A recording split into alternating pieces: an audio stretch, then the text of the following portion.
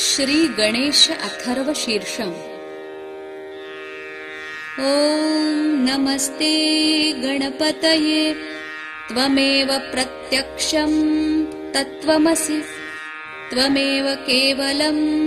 कर्तासि त्वमेव केवलं धर्तासि त्वमेव केवलं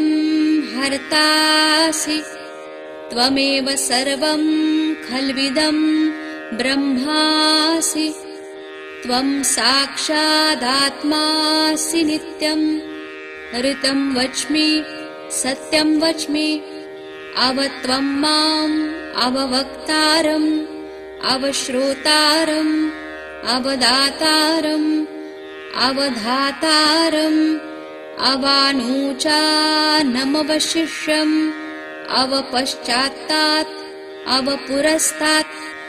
अवोत्तरात्तात् अवदक्षिणात्तात् अवचोर्ध्वात्तात् अवाधरात्तात् सर्वतो मां पाहि पाहि समन्तात् त्वं वाङ्मयस्त्वं चिन्मयः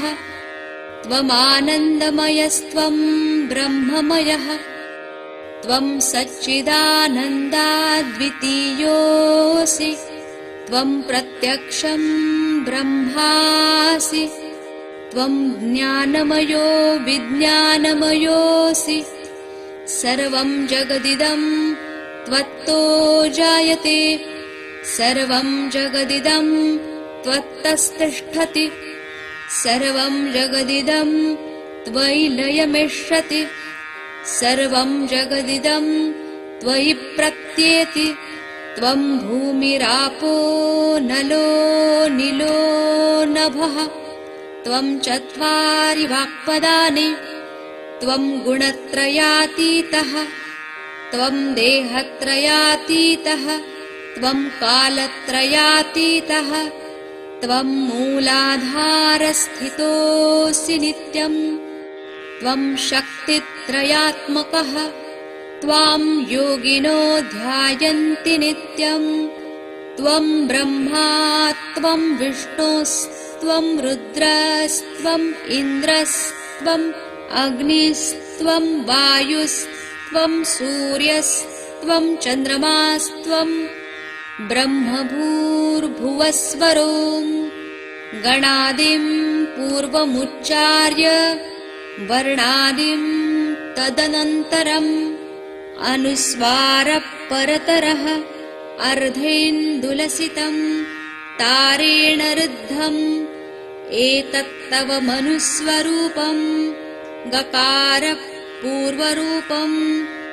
अकारो मध्यमरूपम् अनुस्वारश्चान्त्यरूपम् बिन्दुरुत्तररूपम् नादः सन्धानम् संहिता सन्धिः सैषा गणेशविद्या गणकऋषिः निच्छृद्गायत्री छन्दः गणपतिर्देवता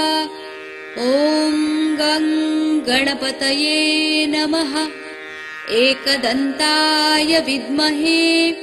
वक्रतुण्डाय धीमहि तन्नो दन्ती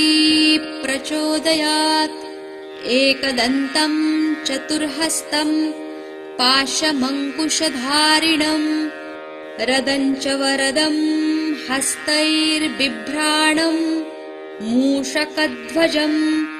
रक्तं लम्बोदरं शूर्पकर्णकं रक्तवाससं रक्तगन्धानुलिप्ताङ्गम् रक्तपुष्पैः सुपूजितं भक्तानुकम्पिनं देवं